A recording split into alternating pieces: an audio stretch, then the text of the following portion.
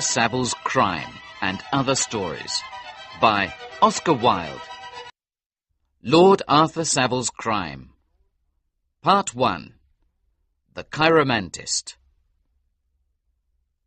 It was Lady Windermere's last party before Easter, and her house was even more full of people than usual. There were important politicians, beautiful women, princes and princesses from various parts of Europe. There was an incredible variety of people. It was certainly one of Lady Windermere's best parties. Lady Windermere was talking to the Duchess of Paisley. She looked beautiful with her pale skin, large blue eyes, and golden hair. Her hair was like a frame, and her face was the picture. She looked like a saint, but had also the fascination of a sinner. When she was young, she had a reputation for her unconventional behavior. She had been married 3 times. Now she was 40 and without children, and her passion for pleasure kept her young. She looked round the full room and in her high voice asked, "Where is my chiromantist?" The Duchess of Paisley replied, surprised, "Your what, Gladys?" "My chiromantist, Duchess. I can't live without him." The Duchess was not sure what a chiromantist was, and hoped it was not the same as a chiropodist. "He comes to see my hand twice a week, and always has interesting things to say about it," said Lady Windermere. The Duchess was sure that the man was a sort of chiropodist, and was shocked. "I must introduce you to him," said Lady Windermere. "Introduce him?" cried the Duchess. "Do you want to say that he's here?" She looked worried and prepared to leave. "Of course he's here. I invite him to all my parties. He reads my hand." The Duchess finally realized what a chiromantist was, and felt happier. "Oh, I see," she said. "I suppose he tells fortunes." "And misfortunes," answered Lady Windermere. "Next year I'm in great danger both on land and sea, so I'm going to live in a balloon. He told me he saw it in my little finger. Or was it on my palm? I can't remember." The Duchess told her that it was dangerous to interfere with the future. "My dear Duchess, I think the reading of your hands is necessary once a month. In that way, you'll know the things you shouldn't do. Of course, you do the things anyway, but it's fun to know." Lady Windermere stopped for a moment and said, "Now, where is Mr. Podgers? I have to find him." "I'll look for him, Lady Windermere," said a tall, handsome young man who was standing near them. "Thank you so much, Lord Arthur, but you don't know him." "Tell me, Lady Windermere, what he's like, and I'll bring him to you immediately." Lady Windermere began her description. "Well, he doesn't look like a chiromantist. He isn't mysterious, and he doesn't look romantic. In fact, he's a little fat man with no hair and gold glasses. He looks a bit like a country doctor and a bit like a country lawyer. I'm really sorry if my description doesn't help you very much. Unfortunately, people are so irritating. Their appearance is often so different from what they really do. Here is Mr. Podgers. Now, Mr. Podgers, I want you to read the Duchess of Paisley's hand." She turned to the Duchess. "Duchess, you must take off your glove. No, not the left hand, the other one." The Duchess said it was not right. "Nothing interesting ever is," replied Lady Windermere. She introduced the Duchess to Mr. Podgers. The chiromantist looked at the hand. It was little and fat, and had short, square fingers. "You'll live to a great age, Duchess, and be extremely happy," said Mr. Podgers. "Ambition? Very moderate. The line of the intellect is not exaggerated. The line of the heart—" "Now be indiscreet, Mr. Podgers," cried Lady Windermere. The fortune-teller agreed and bowed. "I see a great affection and a strong sense of duty." Mr. Podgers stopped for a moment. "Please continue," said the Duchess, who was now happy at the things she was hearing. "Not spending very much money is also one of your virtues." Lady Windermere found this very amusing and laughed loudly. "Economy is very important," replied the Duchess. "When I married my husband, the Duke of Paisley, he had 11 castles and no house suitable to live in. And now he has 12 houses and not a single castle," cried Lady Windermere. "Well, my dear," said the Duchess, "I like comfort," said Mr. Podgers, "and modern conveniences, hot water, things like that. You're quite right. Comfort is the only thing our civilization can give us." Lady Windermere was very pleased with Mr. Podgers. "You have described the Duchess's character very well, and now you must tell Lady Flora's." A tall girl with red hair came forward. She had long, thin hands and thin fingers. "Ah, a pianist, I see," said Mr. Podgers. "An excellent pianist, but perhaps not a musician. Very reserved, very honest. Someone who loves animals." "Quite true," replied the Duchess. "My daughter has 24 dogs in the country." Mr. Podgers then read the hand of Sir Thomas, a friendly-looking old gentleman. Again, he surprised his listeners with the accuracy of what he said. "Extraordinary," said Sir Thomas. "You must read my wife's hand." "Your second wife's. I'll be very pleased," said Mr. Podgers. Sir Thomas's wife, however, refused. She did not want to hear about her past or her future. Nor did the Russian ambassador, who refused even to remove his gloves. In fact, many people seemed afraid of the strange little man in the gold glasses. The chiromantist told Lady Fermor that she did not like music, but she liked musicians.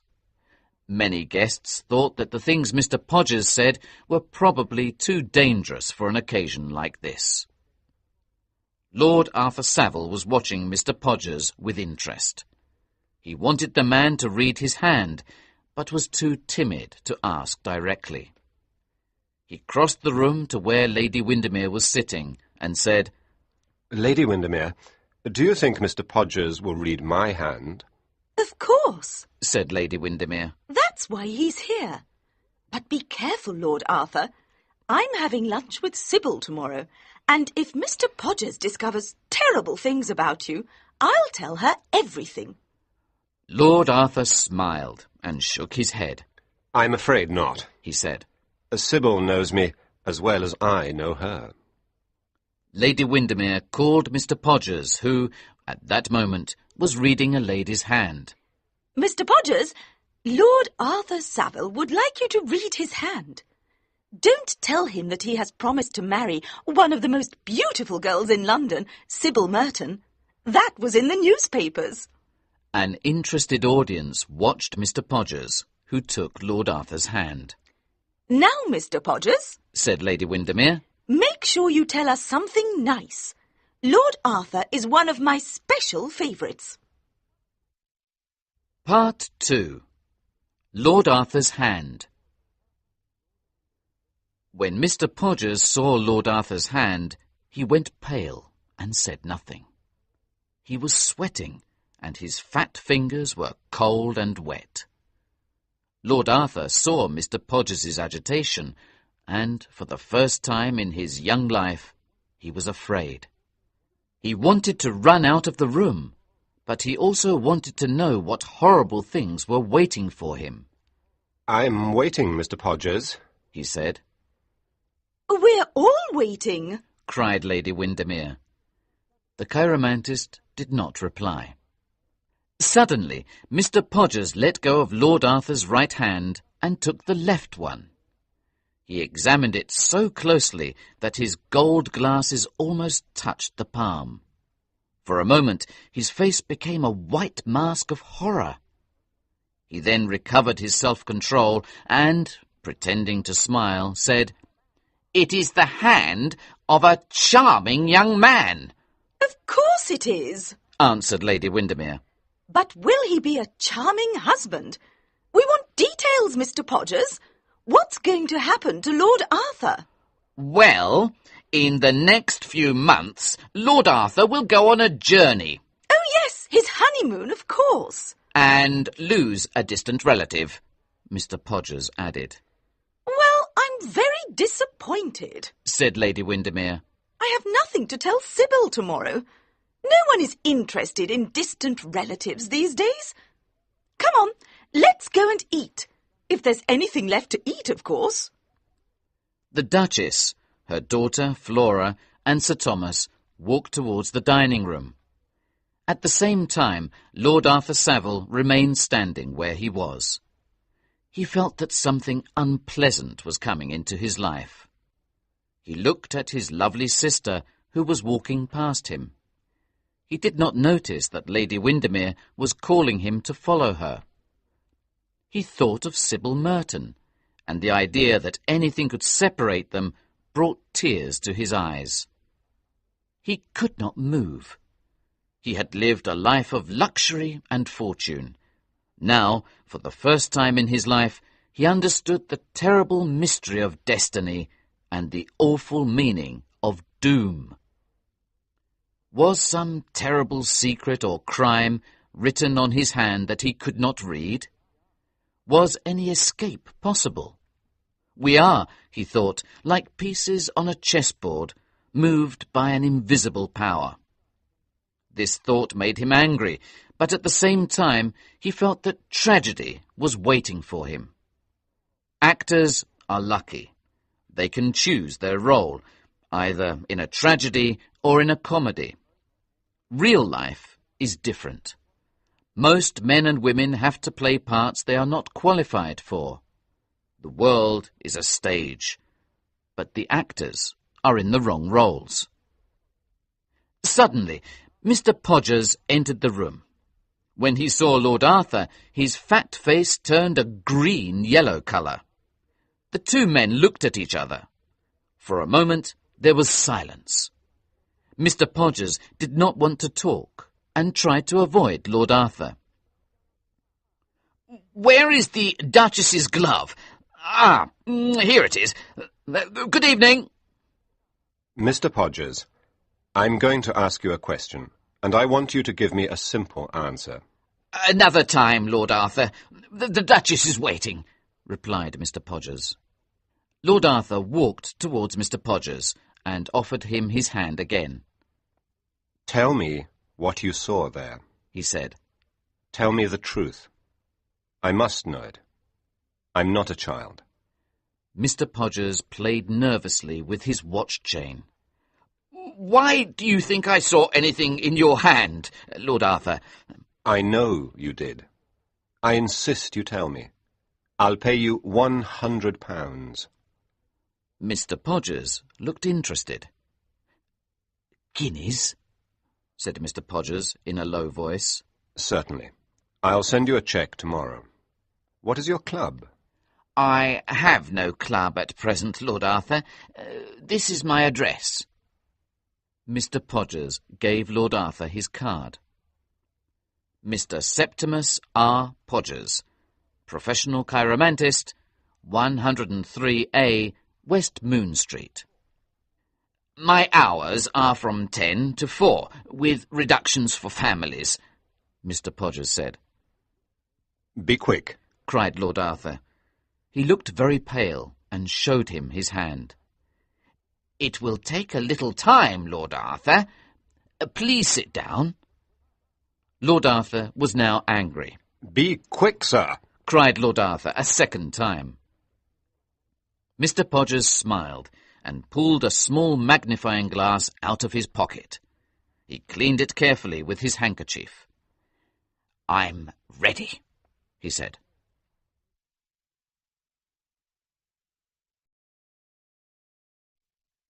Part 3. Murder. 10 minutes later, Lord Arthur ran out of Lady Windermere's house. His face was white with terror and his eyes full of sadness. He walked out into the square. It was lit by gas lamps. The night was extremely cold, but his hands were hot and his face burned like fire. He did not stop walking. He seemed drunk. A policeman looked curiously at him. A beggar was frightened to see someone unhappier than he was. He stopped under a lamp and looked at his hands. He thought he could already see blood on them. Murder! That is what the chiromantist had seen on his hands. The wind blowing around the square seemed to tell him that even the night knew his secret. He came to Regent's Park. The dark trees seemed to fascinate him. He was tired and rested for a moment. Murder! Murder! He repeated. He was frightened by the sound of his own voice. He felt a mad desire to stop someone passing by and tell him everything. He then walked across Oxford Street and into other smaller streets. 2 women with painted faces laughed at him. He could hear the sounds of physical violence. He felt pity. Were these children of sin and misery destined to an end similar to his? Were they, like him, puppets in a monstrous show? He understood that suffering was a comedy, not a mystery. It had no meaning, no form, no harmony. After some time, he found himself in front of Marylebone Church. Lord Arthur walked quickly towards Portland Place. Sometimes he looked behind him, because he thought that someone was following him. On the corner of Rich Street, 2 men were reading a notice. He was curious to see what they were reading. He saw the word murder printed in big black letters. It was a notice that offered a reward for any information about a man of medium height, between 30 and 40 years of age, with a scar on his right cheek. The last time this man was seen, he was wearing a hat, a black coat, and brown trousers. He read it again and again. Will they catch him? How did he get the scar? Will people read my name on the walls of London one day? He thought. This idea horrified him. He walked on in the dark, but did not know where he wanted to go. He remembered vaguely walking through poor, dirty streets. When day came, he was in Piccadilly Circus.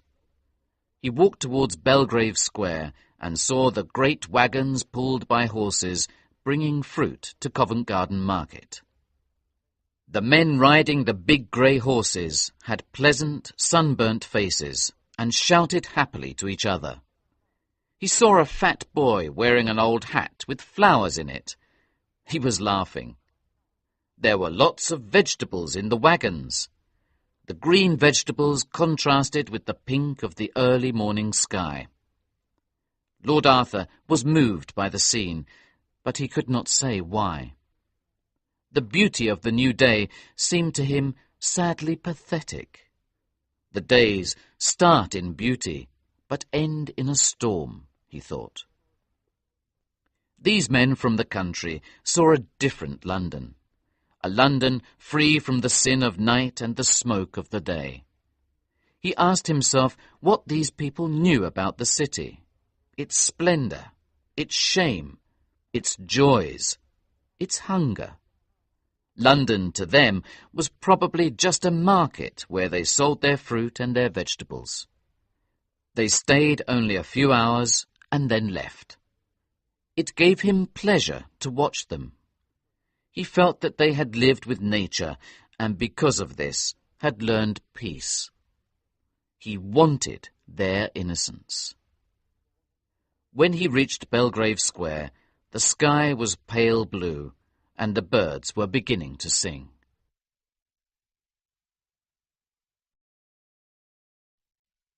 Part 4. Sybil. When Lord Arthur woke up, it was 12 o'clock. The midday sun shone through the silk curtains of his room. He got up and looked out of the window. In the square below, children were playing, and the street was full of people on their way to the park. Life was wonderful. Worries were far away. His servant brought him a cup of chocolate. He drank it and then went into the bathroom. His bath was ready. He got into the marble bath and put his head under the water. He wanted to remove the memory of the previous night. After the bath, he felt better. He got dressed.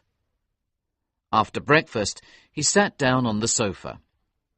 On the mantelpiece was a photograph of Sybil Merton at Lady Knowles' ball, where he had met her the first time.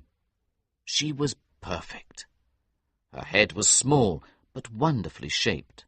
Her neck was delicate and thin. Her eyes expressed tender purity. She had grace. Lord Arthur looked at her, and he felt pity for the woman he loved. How could he now marry her? How could they be happy? Perhaps at any moment the terrible prophecy written in his hand would come true. The marriage must be postponed.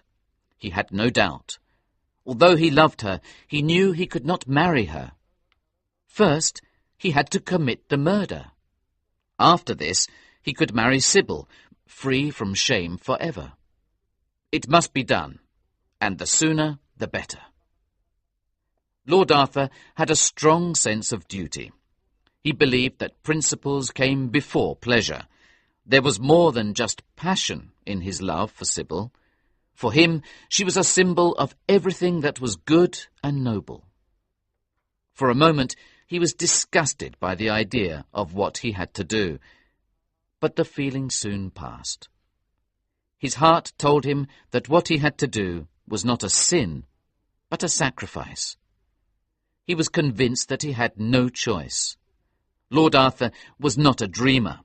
He was a practical person who preferred a life of action to a life of thought. He had a rare quality, common sense. He now felt embarrassed by last night's walk through the streets of London. He asked himself how he had possibly suffered so much about something that was so inevitable. However, one question disturbed him. Who must he kill? He realized that murder needs a victim as well as a murderer. He was not a genius, and so he had no enemies. He considered some people that he did not like, but he told himself that this was not the right occasion for simple revenge. No, his mission was important and solemn. He made a list of names of friends and relatives. After careful consideration, he chose one name. Lady Clementina Beauchamp, a distant relative who lived in Curzon Street. Lord Arthur liked the old lady very much. He was rich, and no one could suspect him of killing her for money. Yes, she was perfect. He must start immediately. How could he kill her? He decided that poison was the best solution. He did not like physical violence. Yes, poison was the answer. It was safe, sure, and quiet. He went to his club. He knew nothing about the science of poison. He looked for some books on the subject in the club library. Finally, he found a book he could understand. There was a description of just the poison he wanted. Aconitine. It was quick and painless. He went to a chemist's and explained that the poison was for one of his dogs. It has rabies, very dangerous, he explained. The chemist understood completely. He bought a pretty little silver box and put the poison pill inside it. Lord Arthur arrived at his aunt's house. "I've brought you a cure for your indigestion, Aunt," he said. How kind you are. I'll take it immediately. His aunt replied. No, Lady Clem. Cried Lord Arthur, holding her hand. You must take it when you have indigestion next. When will that be? Before the end of the month, unfortunately, his aunt told him. Lord Arthur said goodbye to his aunt and left her house feeling happy. That evening he told Sybil that he could not marry her. She must be patient and trust him. Everything will be all right, he told her. Early the next morning, he left for Venice.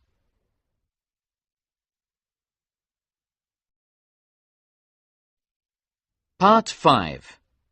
Venice. Lord Arthur met his brother, Lord Surbiton, in Venice. The two young men spent 2 wonderful weeks there together. They went up and down the city's canals in gondolas. They ate in fine restaurants. They talked and laughed while they sat in the piazza. However, Lord Arthur was not happy. Every day he bought the Times, expecting to see Lady Clementina's name in the obituary columns. Every day he was disappointed. Had some accident happened to her? Sybil also worried him, but for a completely different reason. Her letters were full of love, but they were also very sad. He began to think that their separation was forever. One morning at the hotel, the owner brought him some telegrams. One of them changed his mood. His plan had been successful. Lady Clementina had died. He decided to return to London immediately. He sent a telegram to Sybil, telling her to prepare for his return in a few days' time. He received a letter from Lady Clementina's solicitor. The old lady had died after dinner with friends. She had gone home early, complaining of indigestion. The solicitor also informed Lord Arthur that Lady Clementina had left him her little house in Curzon Street. How kind of the old lady! For a moment he felt angry with Mr. Podgers. It was, after all, his responsibility. Then he thought of Sybil. He had done his duty, and this gave him peace and comfort. When he arrived in London, he was a happy man. When Lord Arthur saw Sybil, she asked him to promise never to leave her again. Their wedding day was fixed for the 7th of June. Life was bright and beautiful again, and Lord Arthur felt the same happiness he had felt before Mr. Podgers's prophecy. One day he and Sybil were tidying the old lady's house in Curzon Street, when Sybil found something. "What have you found, Sybil?" said Lord Arthur happily. This lovely little silver box, Arthur. Isn't it beautiful? Can I have it? Lord Arthur was shocked. He had almost forgotten about what he had done. What a strange coincidence that Sybil was the first person to remind him. "Of course you can have it, Sybil. I gave it to poor Lady Clem." Can I have the sweet inside, too? "Sweet, Sybil? What do you mean?" replied Lord Arthur, now pale and worried. Arthur, what's the matter? You look so white. Lord Arthur quickly went to Sybil and took the box. Inside was the pill. Lady Clementina had died a natural death. He had not murdered anyone. In despair, he threw the pill into the fire and asked Sybil to postpone the wedding a second time.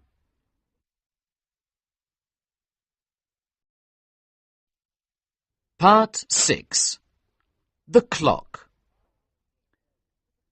Sybil Merton's parents were very unhappy at the second postponement of the wedding. Sybil's mother tried to persuade her daughter not to see Lord Arthur again. Sybil loved her mother, but she trusted Lord Arthur completely and could never consider a life without him. Lord Arthur, too, was terribly disappointed. For several days he did not know what to do. Poison had not worked. Dynamite, something explosive, was the only solution.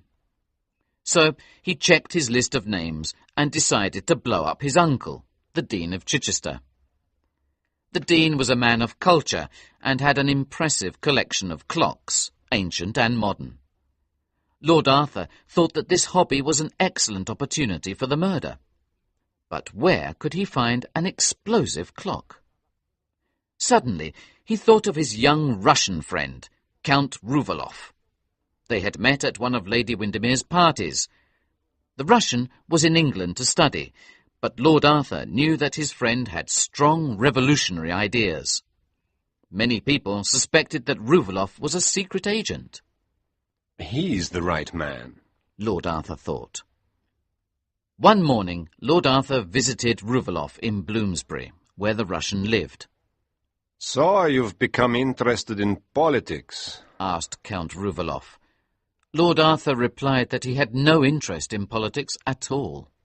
I want your help, said Lord Arthur. I need some explosives.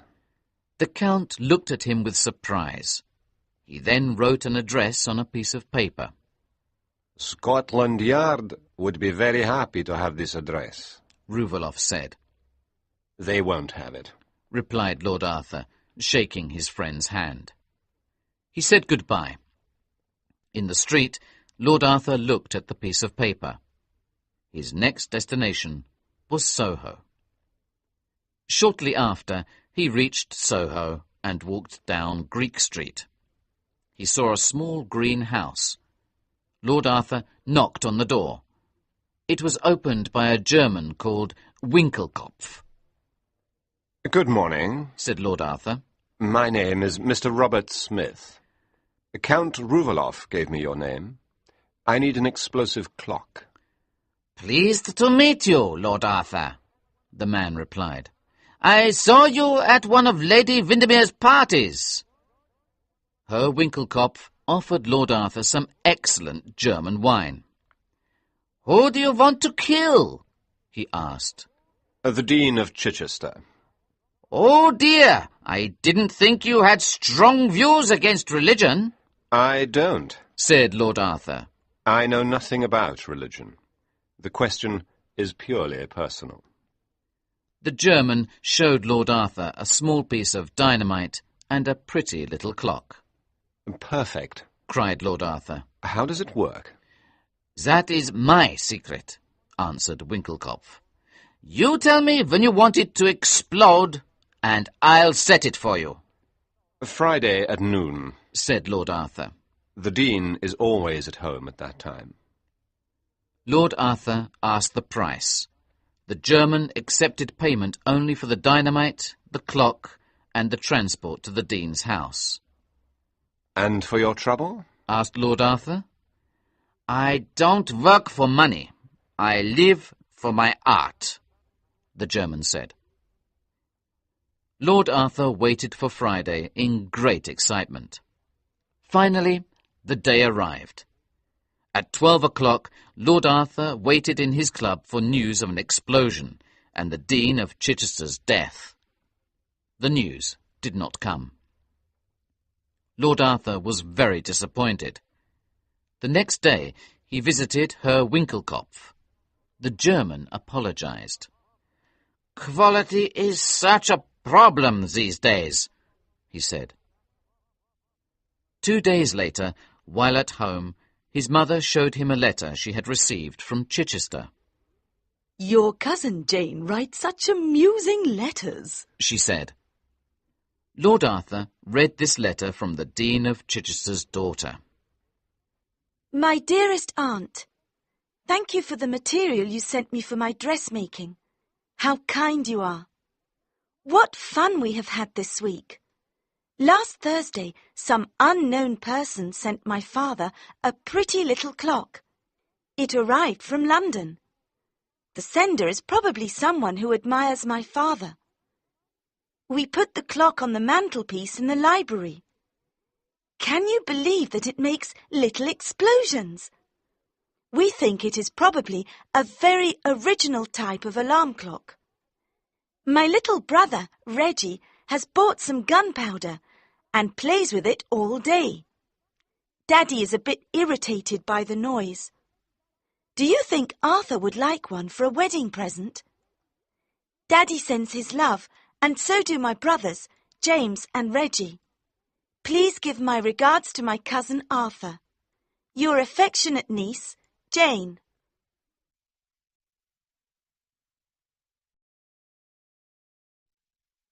Part 7. Destiny. Lord Arthur was desperate. He ran to his room, tears in his eyes. He had tried to commit murder, but he had failed both times. It was so difficult to be good, he thought. Perhaps he should not marry Sybil. He felt that he was not able to control his destiny. That evening he went to his club. His brother was there with some friends, but Lord Arthur found their conversation boring. Later he left the club and walked down to the Thames. He sat by the river for hours. In the moonlight, the city slowly became quiet. At 2 o'clock, he walked along the river. Everything was dark, except for the dome of St. Paul's Cathedral. In the darkness, he saw the figure of a man. He was looking down into the river. Lord Arthur recognized the figure. It was Mr. Podgers, the chiromantist. Lord Arthur stopped behind the fat little man. He had a brilliant idea. He took Mr. Podgers's legs and threw him into the River Thames below. Lord Arthur looked down into the dark water. He could only see the chiromantist's hat floating down the river.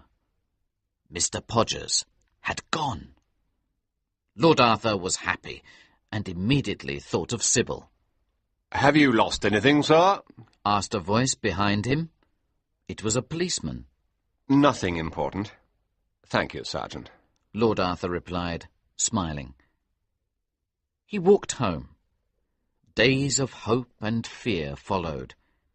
Was Mr. Podgers dead? Was he alive? He wanted to know.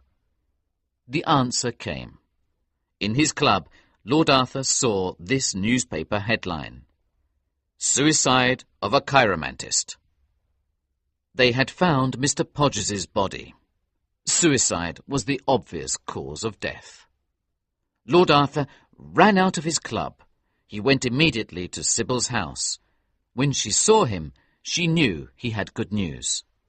"Sybil," cried Lord Arthur, "let's get married tomorrow."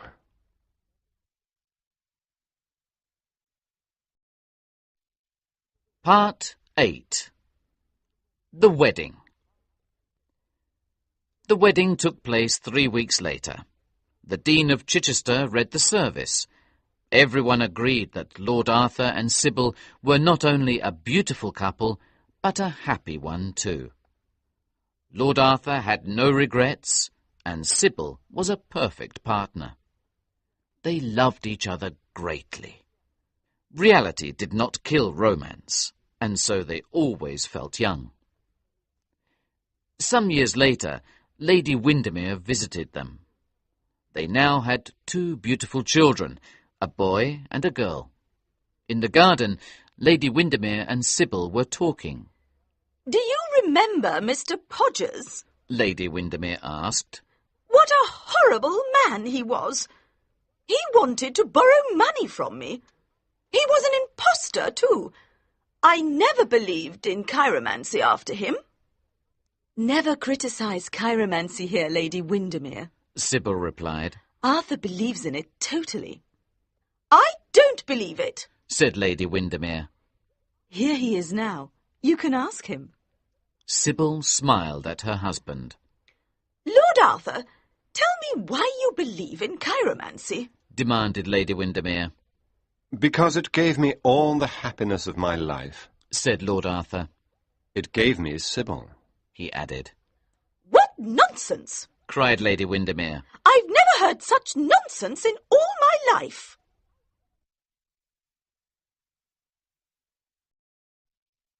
The Sphinx Without a Secret.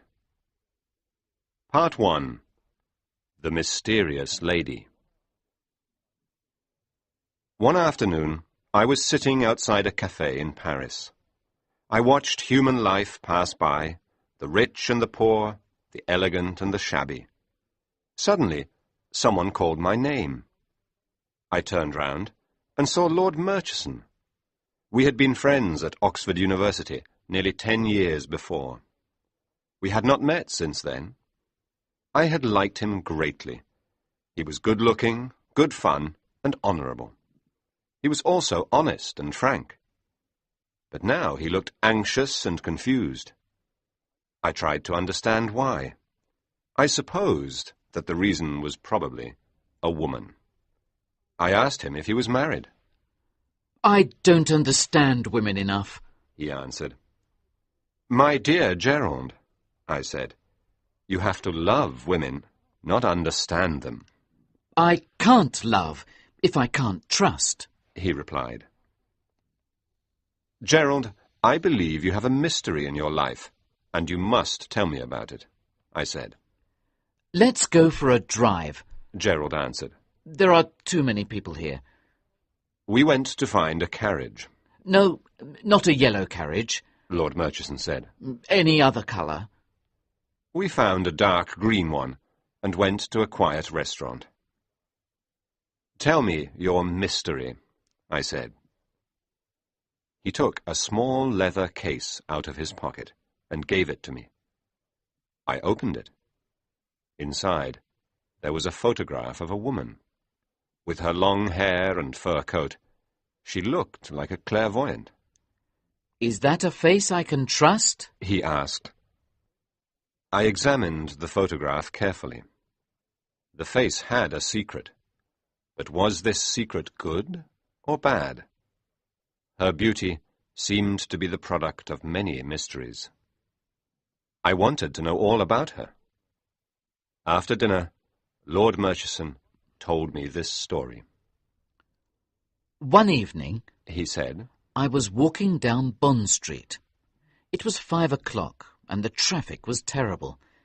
For some reason, a little yellow carriage attracted my attention. I saw inside the face I showed you earlier. It fascinated me immediately. I thought of it all that night, and all the next day. I looked for the yellow carriage, but I couldn't find it. I began to think that it was a dream. A week later, I was invited to dinner by a friend. Dinner was at 8 o'clock, but at 8:30 we were still waiting to start. A guest was late. Finally, the servant announced the arrival of Lady Alroy. It was the woman I'd looked for the week before. Luckily, she sat next to me at dinner. I told her that I'd seen her in Bond Street. Please, don't talk so loudly, she said. After this terrible start, she spoke very little. When she did speak, her voice was low. I thought she was afraid of someone listening to her. I fell madly in love with her. I was excited by her air of mystery. After dinner, I asked her if I could see her again. She hesitated and looked around. In a low voice, she replied, Yes, tomorrow at 5:15. I asked my host for information about this mysterious lady. All I was told was that Lady Alroy was a widow and lived alone in a beautiful house in Park Lane. The next day, I arrived at her home exactly on time, but her butler told me she'd just gone out. I went to my club, unhappy and confused. I decided to write her a letter. Could I see her another afternoon? I had no answer for several days. At last, I received a short note. Dear, I will be at home. Please do not write to me here. The note ended with this instruction. Please do not write to me here again. I will explain when I see you. I saw her that Sunday. She was charming. However, when I was leaving, she repeated her instruction to me and told me to send any letters to a local library. There are reasons why I can't receive letters in my own house. For the next few months, I saw her regularly. Her air of mystery never left her. I tried to understand her secret, but could find no answer. Finally, I decided to ask her to marry me. I was tired of my secret visits and the letters I sent her. I wrote her a letter. I wanted to see her the following Monday at 6 o'clock. She answered yes. I was incredibly happy. I was deeply in love with her. Now I know it was because of her mystery, or maybe not. No, that isn't true. It was the woman I loved. Did you discover her secret? I asked. Yes, I think so, but you must decide for yourself, he answered.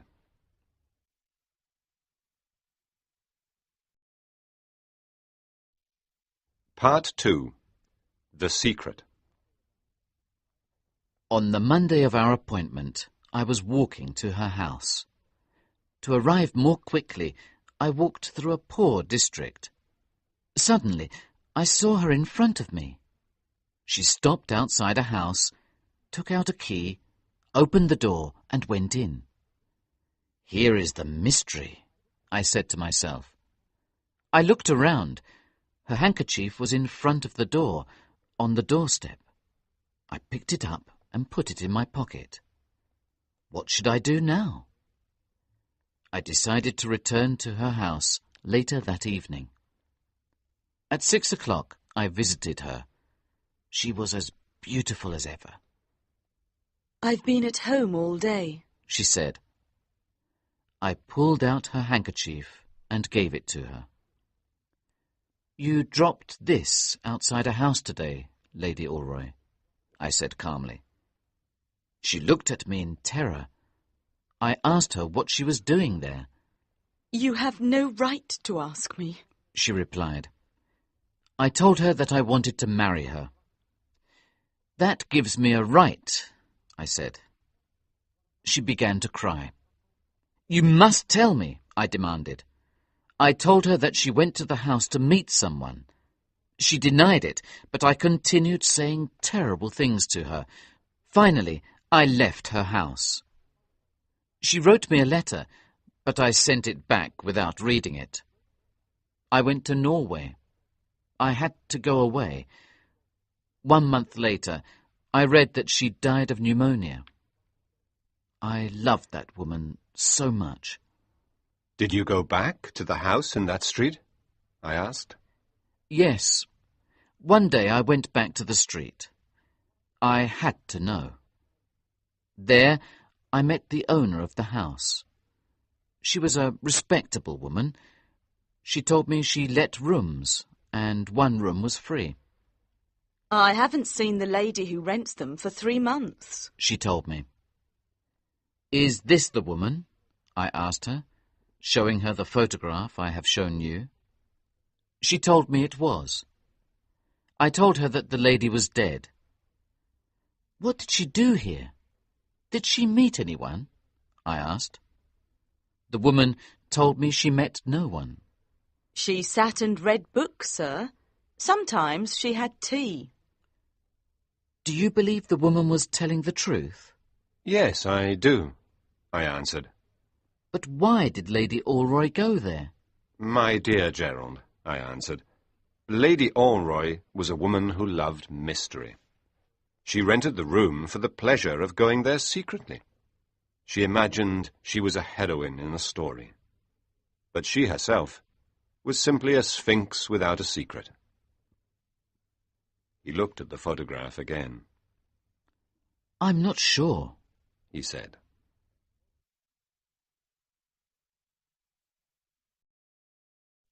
The Model Millionaire. Part 1. Portrait of a Beggar. There is no point in being charming if you are not rich as well. Romance is a privilege for the rich. The poor should be practical. It is better to have a regular salary than be fascinating. These are the great truths of modern life. Hughie Erskine never understood them. Poor Hughie! He did not have a particularly clever mind. He never said anything brilliant or cruel, but he was extremely good-looking, with brown hair and grey eyes. He was as popular with men as with women. Unfortunately, he was unable to make money. His father had left him a sword and some books. He had a small income from an aunt. His experiences of the business world had been unsuccessful. As a result, he was a pleasant young man with an attractive face and no profession. To complicate things more, he was in love. Laura Merton was the daughter of a retired army colonel. She loved Hughie greatly. Together they made an attractive couple, but a couple without money. Laura's father liked Hughie, but he did not want them to marry because Hughie had no money. "Come to me, my boy, when you have got £10,000, the colonel told him. One morning, Hughie visited a friend, Alan Trevor. Trevor was a painter. Many people today are. But Trevor was also an artist, and artists are rare. He had red hair and a beard. He liked Hughie a lot. When Hughie came into the artist's studio, Trevor was finishing a life-size picture of a beggar. The beggar himself was standing in the corner of the studio. "What an amazing model!" Hughie said quietly. "Amazing?" Trevor shouted. "He's unique. I'm very lucky to have him." "He looks so miserable," said Hughie. "But I suppose his face is his fortune." "Certainly," replied Trevor. "You don't want a beggar to look happy, do you?" "How much do you give him for a sitting?" Hughie asked. "1 shilling for an hour." "And how much money do you earn for your pictures, Alan?" "Oh, for this picture, I'll earn 2,000. "Pounds?" Guineas," Trevor answered. "Painters, poets, and doctors always get guineas." "I think your model should receive a percentage. He works as hard as you do," Hughie said. "Nonsense, nonsense," Trevor replied. "Now, sit down and be quiet. I'll be back in a moment." The artist left the studio. The old beggar sat down for a moment. He looked so poor and unhappy. Hughie felt sorry for the man and decided to give him the only coin he had in his pocket. "Poor man," he thought. "He needs it more than I do." Hughie walked across the studio and gave the beggar the coin. The old man was surprised and smiled at Hughie. "Thank you, sir," he said. "Thank you." Trevor returned. Hughie said goodbye and decided to spend the afternoon with Laura. She told him sweetly that he was stupid to give his money away. He had so little of it.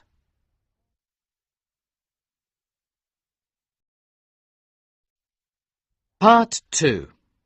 Baron Hausberg. That evening he went to his club. Alan Trevor was there. "Did you finish your painting?" Hughie asked. "Yes, it's finished," answered Trevor. "My goodness, you made an incredible impression on my beggar. He's devoted to you.